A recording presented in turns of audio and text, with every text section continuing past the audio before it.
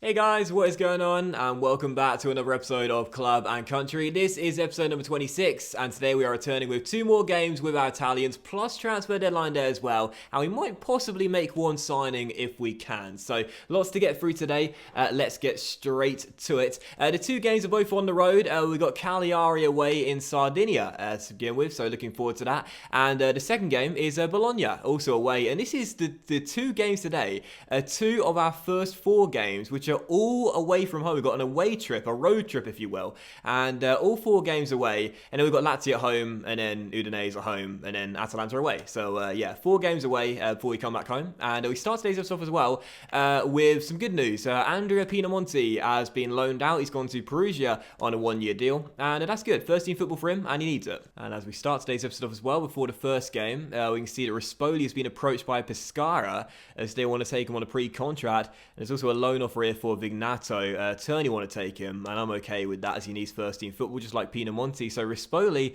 may be on his way to Pescara then. We tried to negotiate a deal with him, but his agent wasn't happy with the extension we offered.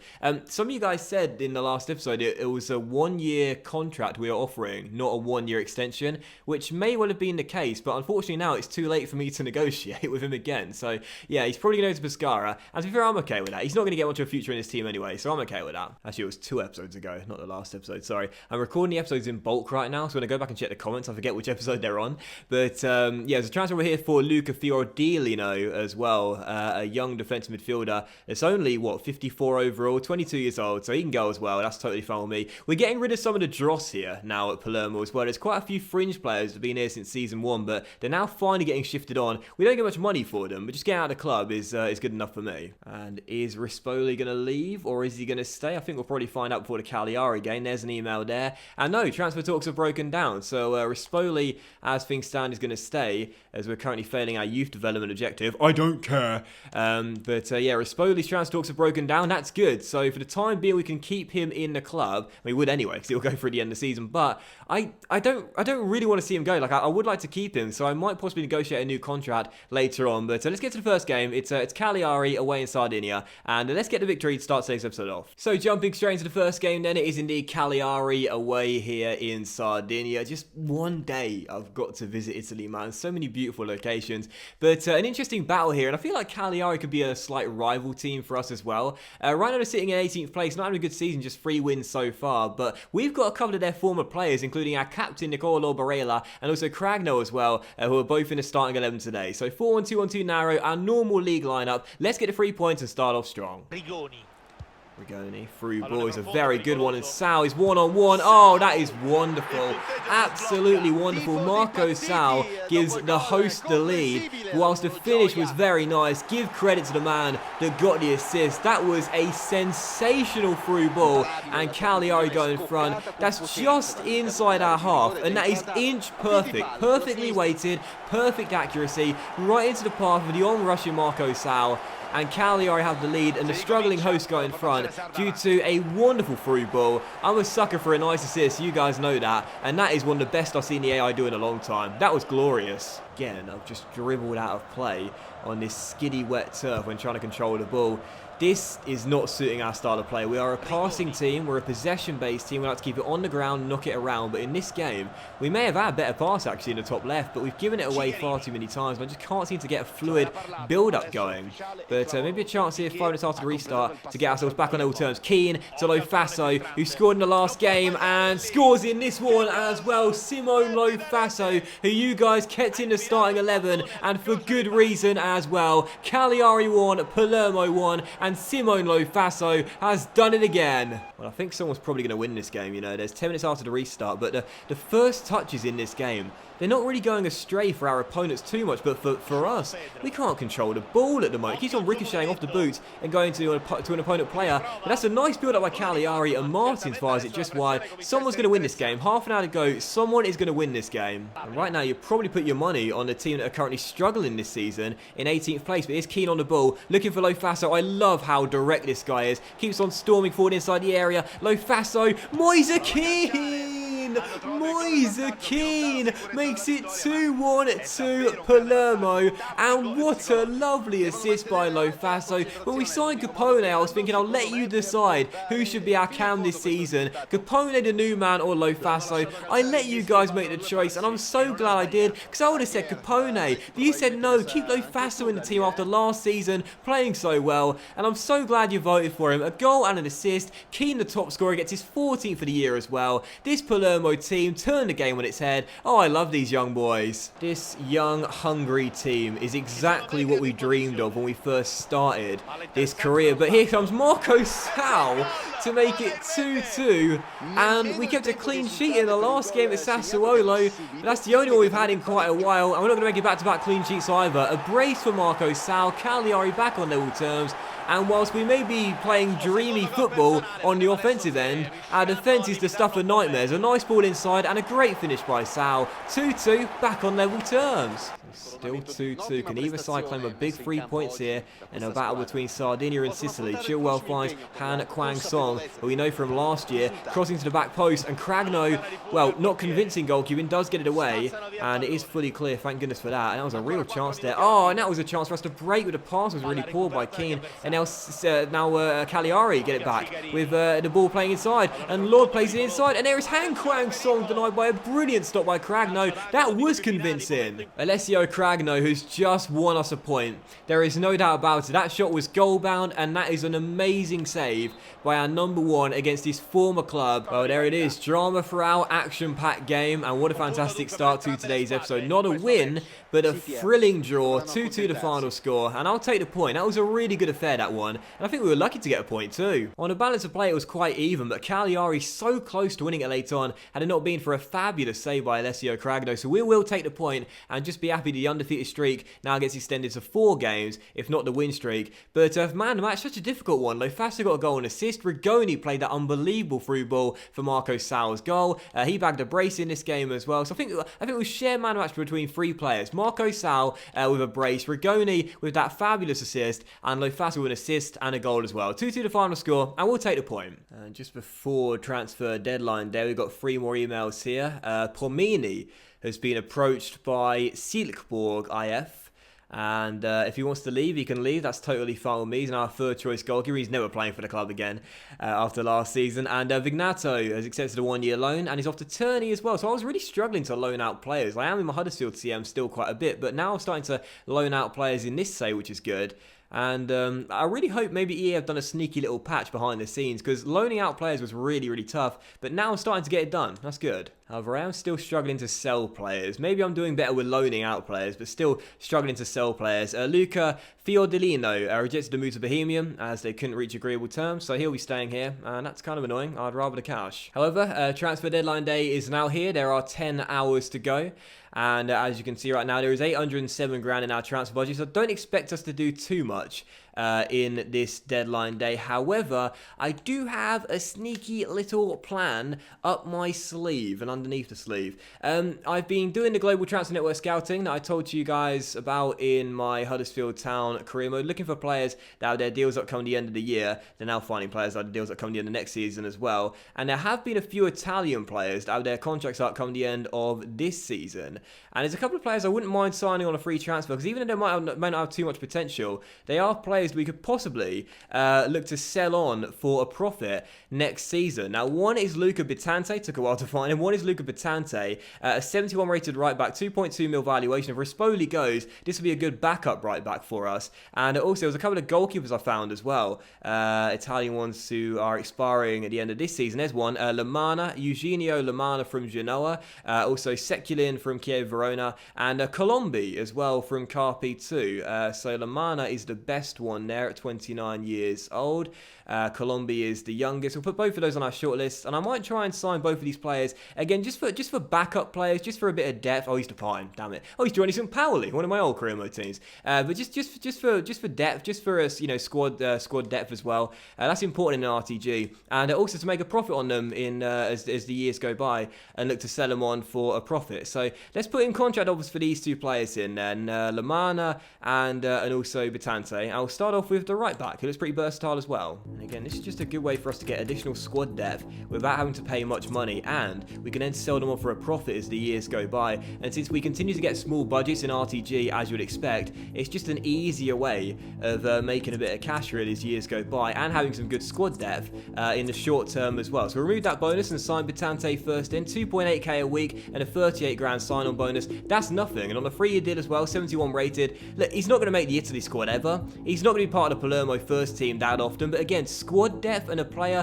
to sell as well. Oh, 3 grand, sorry. I thought I was confirming there. You know, squad depth and a player to sell for profit as the years go by as well. It just makes sense. It just makes sense. So that's Bitante in, and to be fair, he's got some pretty decent stats as well. High stamina, some decent technicals too.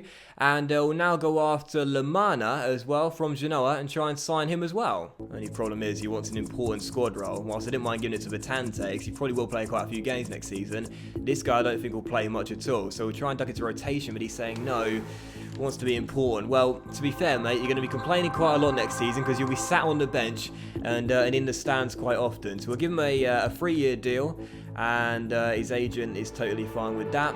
We'll disregard a release clause. Now talk money, he wants 4.8k. We're going to remove that bonus after 15 games, and we'll submit that offer, and we should be able to make Lamana our second signing on a free transfer. 5.4k a week, and yeah, I'm totally fine with that. Again, it's just squad depth. It's cheap players in that are going to provide cover as well, and players who can make a profit on as the years go by. It just makes sense in an RTG to do this sort of thing. And also, there's one more as well. Francesco Vicari from Spal, who I missed when I was going down the list. Low-high work rate centre-back with 6'3" being his height, and only 24 years old with 83 strength. Actually, looks pretty decent at 70 rated, so we'll try and approach to sign him as well, and complete 3 pre-contract signings on transfer deadline day. And unlike the first two, he's happy being a rotation player as well. Absolutely love it. And for the wages, we'll offer him the 7.5 grand a week he's currently on right now at Spal, and see what he says to this. And he says he wants an extra 500 quid a week. We'll remove that bonus there, but keep the sign-on bonus as it is, and see what he'll say to this. Okay, extra 200 quid a week, totally fine with me. And there we go. So Francesco Vicari will come in as well. 3 pre-contract signings on transfer deadline day. Gotta love it, man. Got to love it. This is the best way for us to build our squad depth and have players for the future as well. Is that Rafa Benitez? You know, I swear last season we saw Chris Hughton as an agent. Now Rafa Benitez. Either my mind is playing tricks, I need glasses, or these managers are now finding work as agents as well on the side. A side job, a temp job maybe. But I might try and make one more signing. Marco Melu, who's been on my shortlist since season 1. An 18-year-old right winger playing for Fiorentina. I doubt we'll be able to afford him, but you never know. We got a little bit of money left in our budget, and he's got some good technicals, very good technicals, and I wouldn't mind to sign him too, but I don't see this coming off. I think he's a bit too expensive for us. I'm going to offer a swap to begin with, and see if they'll want to take Lagiomina from us, but they probably won't. And no, they want a left back. Do we have a left back other than Satola or Rossi? I don't think we do. Yeah, those are the only two. So alright, forget it then. We'll just offer a straight transfer fee then. And we've only got 666 grand, which means that this deal is highly unlikely to come off. We'll put in a bid first of 500 grand, and I think they might just walk straight out. And yeah, they are going to do so. $500,000 is nowhere near enough. We can't afford him, so we'll stick with the free signings on pre-contracts then. We'll stick with the budget players. And also after the first advance, we can see that Pamini is going to leave the club and join Silkeborg when his contract expires. So that's totally fine with me. He was never going to play for the club ever again anyway. And that will probably do it for deadline day then. There are a few players on the transfer list, but I'm not sure we'll get bids for them. We'll just blitz straight through. We've done our business, and I'm happy with what we've done as well. Although there is a bid for Sakagni, and how interesting is this? Hellas Verona want to buy him back for 3.2 million. And I'm not against selling him back to them for that. That is over the valuation. We were going to be selling to Carpi anyway, 3.75. I'm not against selling him back. We'll ask for the same amount of money as Carpi were willing to pay. That's 3 3/4. And they're going to meet it as well. So 3.75 mil. We'll see if that deal goes through or not. There's not long left on deadline day, so it'll have to be quick. But yeah, I'll take that money. I'll take that. They're going to have to be very quick if they want to complete that deal. Not long left to go on transfer deadline day.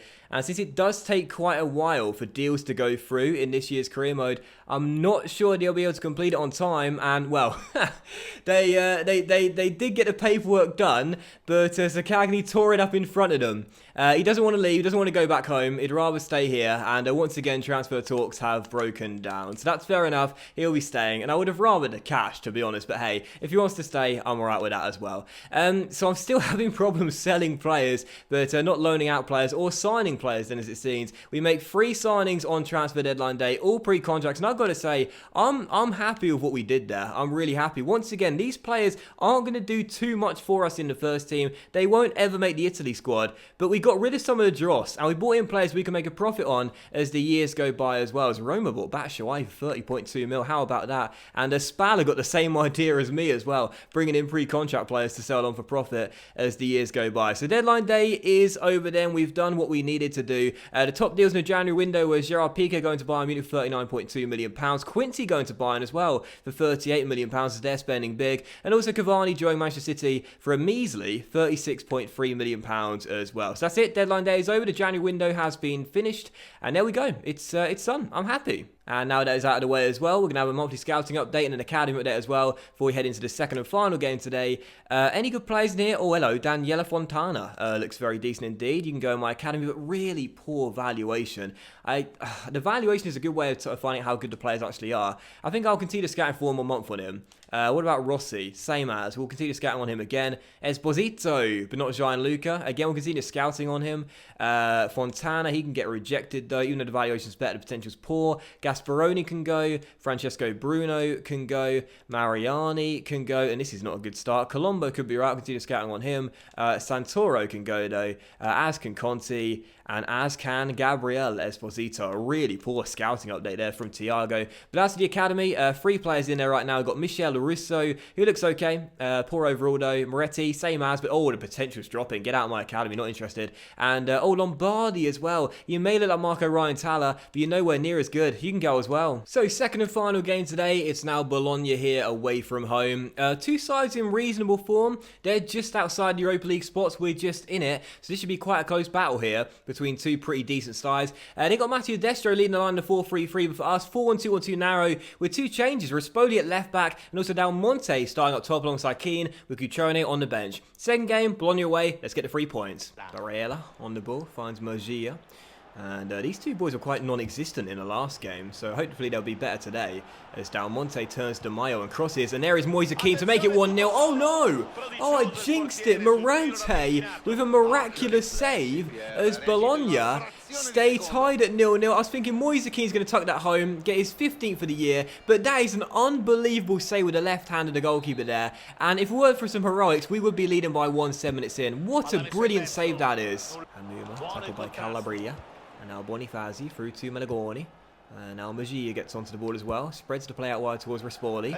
And the veteran cuts inside and gives it him back. And we'll try and pass through the middle if we can. Just can't seem to find an opening in the pitch right now. It's just so compact out there.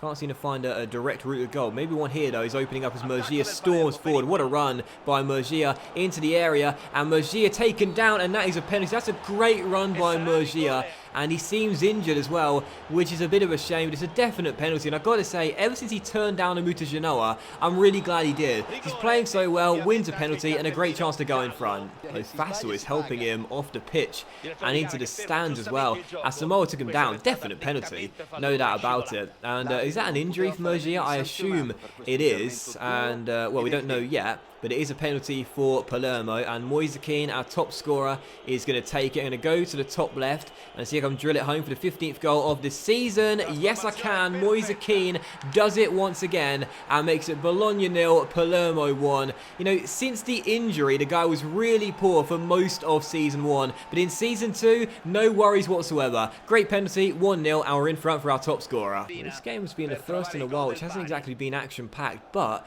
we are still leading by a goal. That's the most most important thing. And Bologna haven't tested us that much, but can they change that here? Tyder inside to Asamoah, and right on cue they've done just that. He gave away the penalty, but he's made amends. Quadwo Asamoah strikes it home. Bologna 1, Palermo 1. Lovely finish. Well, he cleared away the free kick, but a nice little headed ball inside, and an even better through ball. That was amazing. Was that Tyder? I think it might have been. Through to Asamoah, and a really good finish as well. Third of the year. Bologna back on level terms, and just like in the last game, we surrender the lead. Hate it when we do that. Mainly because at the start of the season, we were getting plaudits for our defensive work, but that now is a distant memory. We can't defend for toffee. As Barreda goes down left-hand side and finds space decks, and Bai gave it to him. And away goes Nicolo, storming into the area. Can he finish with a tight angle? No, good save by Morante, and then the follow-up header straight into his chest. Still 1-1. I still think someone can win this game. Can it be us, or would it be Bologna? Oh, lads, I don't want back-to-back draws heading into the Juventus game against sides who are below us in the table right now. This has to be a win. Let's find out winning goal. Cutrone, flag stayed down. He's 1-on-1. Patrick Cutrone! Patrick Cutrone comes off the bench, and with his first involvement, surely wins us the game with a bit of magic. I made a bold decision, subbed off Moise Kean, our top scorer, as he was tiring, brought on Pat, and what a decision. Held his run perfectly, just stayed onside, and as the goalkeeper advanced, he said, mate, you're going to wish you stayed on your line. Dinks it over the top, it nestles into the bottom corner, and whilst Kean may be bagging in the goals, don't forget about Patrick Carlos Tevez Cutrone. What a lovely goal. And there it is, final score away in Bologna, 2-1 to the lads from Sicily. We return to winning ways, extend the win streak to 5, and make it 4 wins in 5 in a really good run of form. Great victory. I felt we were the better team, probably could have won it by a couple more goals had we been a little bit more clinical, but we get the 3 points, most important thing, delighted with that. We'll stay in the top 5, and for man of the match, a difficult one to give because no one played especially well, but I thought Calabria, right back, played okay, held down the fort for the most part, and a couple of big tackles and some interceptions too. So that will end today's episode of Club and Country, guys. So a big thank you for watching. I really hope you have enjoyed it. If you did enjoy today's episode, then please do drop a like, as likes are of course very much appreciated, and it really helps channel out as well. Much love to each and every single one of you. Have a fantastic night tonight, and I'll see you for the next episode of Club and Country, featuring another big battle against Juventus very soon. Bye.